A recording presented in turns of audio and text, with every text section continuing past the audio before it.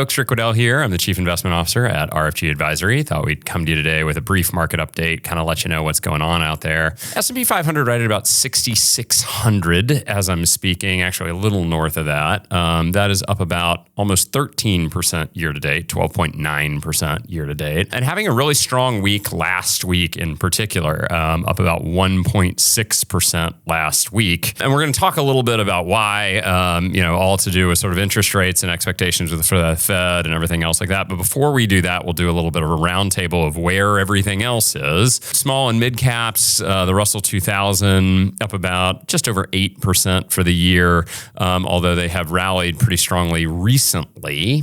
And international continuing to just do very, very well this year, up about 24%, as represented by the ACWI X US, so the All Country World Index X the United States. That market, driven by a combination of factors, and really, once again, helping to highlight why we don't just own U.S. large caps. We own a wide variety of stocks in a diversified portfolio, and that frequently helps us out. A lot of this last week's positive momentum and wah has been shaped by the overall interest rate picture. So the 10-year Treasury is down to about 4%, just north of 4.04% to be exact. That is almost the lowest that it has been this year.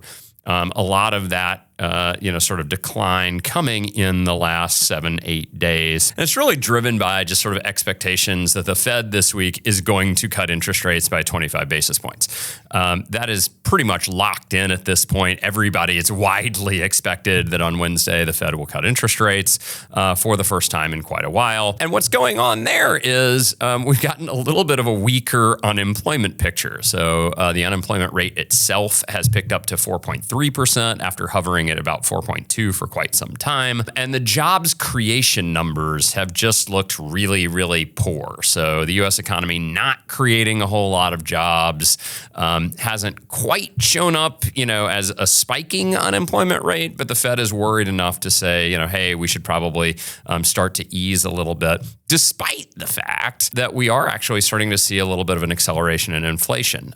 Inflation in the core last week up about 0.35%.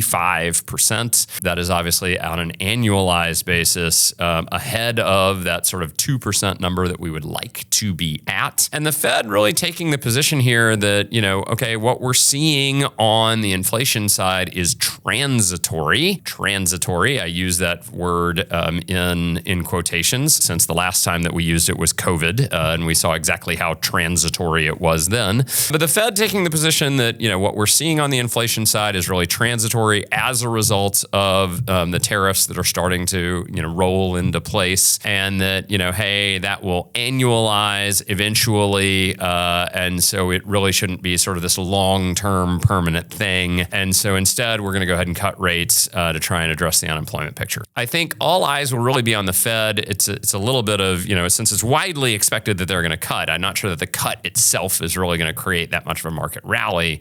But what I think will be very important is the language that the Fed uses as it describes the meeting and the decision. Are they anticipating that they will continue to cut rates this year? Will we get another, 1 or 2 cuts by the end of the year? Or are they looking at it as, hey, I'm going to reduce rates by 25 basis points or by 1/4% and then just let it see how it hangs out? I think the market will, largely take its reaction to the rate cut, not necessarily on the cut itself, but on the play of, okay, when might we see the next one? So with that, as always, if you have any questions, please feel free to reach out to myself or to your advisor. I hope you're having a great day, and I look forward to talking to you again soon.